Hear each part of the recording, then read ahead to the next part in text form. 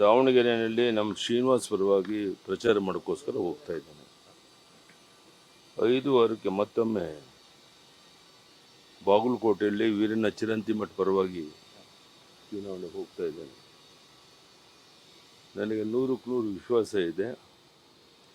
2 ಕ್ಷೇತ್ರದಲ್ಲಿ ಬಹಳ ದೊಡ್ಡ ಅಂತರದಲ್ಲಿ ನಮ್ಮ ಇಬ್ಬರು ಅಭ್ಯರ್ಥಿಗಳು ಗೆಲ್ಲೋರಿದ್ದಾರೆ. ಕರ್ನಾಟಕ ರಾಜ್ಯದಲ್ಲಿ ಭ್ರಷ್ಟಾಚಾರ ತಾಂಡವಾಡ್ತಾ ಇದೆ. ಜನಹಿತವನ್ನು ಸಂಪೂರ್ಣ ಮರೆತು ಒಂದು ರೀತಿ ತೊಗಲಕ್ ದರ್ಬಾರನ್ನು ಸಿದ್ದರಾಮಯ್ಯನವರು ನಡೆಸ್ತಾ ಇದ್ದಾರೆ. ಅಜೀರ್ಣ ಆಗುವಷ್ಟು ಬಹುಮತ ಈಗಾಗಲೇ ಇದೆ. ಮತ್ತೊಮ್ಮೆ ಚುನಾವಣೆಯನ್ನು ಗೆದ್ದರೆ ಅಧಿಕಾರ ಮತದಿಂದ ಇನ್ನೂ ಹೆಚ್ಚು ಭ್ರಷ್ಟಾಚಾರಕ್ಕೆ ಅವಕಾಶ ಕೊಟ್ಟಂತಾಗುತ್ತೆ. ಅದಕ್ಕಾಗಿ ನಾನು ಕೈ ಜೋಡಿಸಿ 2 ಕ್ಷೇತ್ರದ ಮತದಾರರಲ್ಲಿ ಪ್ರಾರ್ಥನೆ ಮಾಡ್ತೇನೆ.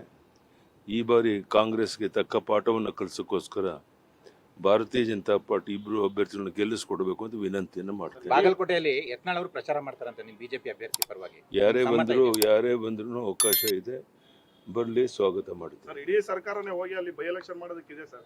ಸಿಎಂ ಡಿಸಿಎಂ ಸಚಿವರೆಲ್ಲ ಕೂಡ ಅಲ್ಲಿ. ಅದರ ಅರ್ಥ ಏನ್ರಿ? ಇಡೀ ಸರ್ಕಾರ ಸ್ವತಃ ಮುಖ್ಯಮಂತ್ರಿಗಳು 4-5 ಸಲ ಕೂತಿದ್ದಾರೆ ಅಂದ್ರೇನೆ ಚುನಾವಣೆ ಸೋಲಿನ ಭಯ ಅವ್ರನ್ನ ಕಾಡ್ತಾ ಇರೋವಂಥದ್ದು ಸ್ಪಷ್ಟವಾಗಿ ಗೊತ್ತಾಗುತ್ತೆ. ಸೊ ಜನ ಇದಕ್ಕೆ ತಕ್ಕ ಪಾಠವನ್ನು ಕಲಿಸಬೇಕು ಅಂತ ವಿನಂತಿಯನ್ನು ಮಾಡ್ತೇನೆ. ಹಿಂದಿ ಭಾಷೆ ತೆಗೆದವ್ರೆ ಸರ್, ರಾಜ್ಯದಲ್ಲಿ ಕಡ್ಡಾಯ ಇಲ್ಲ, ಹಿಂದಿ ಭಾಷೆ ಕಡ್ಡಾಯ ಇಲ್ಲ ಅಂತ ತೀರ್ಮಾನ ಮಾಡಿದ್ದಾರೆ ರಾಜ್ಯ ಸರ್ಕಾರ. ನಾನು ಆ ಬಗ್ಗೆ ಸದ್ಯಕ್ಕೇನು ಮಾತನಾಡೋಕ್ಕೆ ಇಷ್ಟಪಡೋದಿಲ್ಲ. ಬಹುಶಃ ದೇಶದ ಉದ್ದಗಲಕ್ಕೆ ಹಿಂದಿ ಭಾಷೆ ಇಲ್ಲದೆ ಇದ್ದರೆ ಬೇರೆ ಭಾಷೆನಲ್ಲಿ ಮಾತನಾಡೋಕ್ಕೆ ಬರೋದಿಲ್ಲ. ಹಾಗಾಗಿ ಹಿಂದಿ ಮಾತನಾಡೋದನ್ನು, ಹಿಂದಿ ಕಲಿಯೋದನ್ನು ಅದನ್ನು ತಪ್ಪು ಅಂತ ಹೇಳುವಂಥದ್ದು ನಾನು ಒಪ್ಪೋದಿಲ್ಲ. ಆದರೆ ಕೆಲವರು ತಮ್ಮದೇ ಆದಂಥ ಮಾತುಗಳನ್ನು ಮಾತಾಡ್ತಾರೆ. ಇದು ಕನ್ನಡಕ್ಕೆ ಮಾಡೋ ದ್ರೋಹ ಅಲ್ಲ. ನಾನು ಅತ್ಯಂತ ವಿನಯದಿಂದ ಕನ್ನಡಿಗರಲ್ಲಿ ವಿನಂತಿ ಮಾಡ್ತೇನೆ, ಹಿಂದಿ ಭಾಷೆ ಕಲಿಯೋದ್ರಿಂದ ಕನ್ನಡಕ್ಕೇನು ಆಘಾತ ಆಗೋದಿಲ್ಲ. ದಯಮಾಡಿ ಈ ಬಗ್ಗೆ ಗೊಂದಲವನ್ನು ಉಂಟು ಮಾಡೋ ಕೆಲಸ ಮಾಡಬೇಡಿ ಅಂತ ವಿನಂತಿಯನ್ನು ಮಾಡ್ತೇನೆ. ನಂಗೆ ಗೊತ್ತಿಲ್ಲಪ್ಪ ಯಾವುದನ್ನು.